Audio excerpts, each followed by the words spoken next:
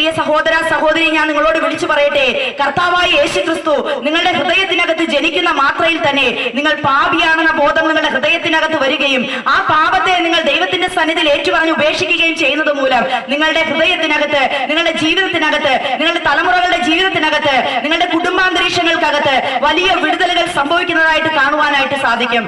അനേക വർഷങ്ങളായി രോഗക്കിടക്കയിൽ കിടക്കുന്ന ഒരു വ്യക്തിയാണോ നിങ്ങൾ? ഞാൻ നിങ്ങളോട് വിളിച്ചു പറയട്ടെ, കർത്താവായ യേശു ക്രിസ്തു സൗഖ്യദായകനായ കർത്താവാണ്.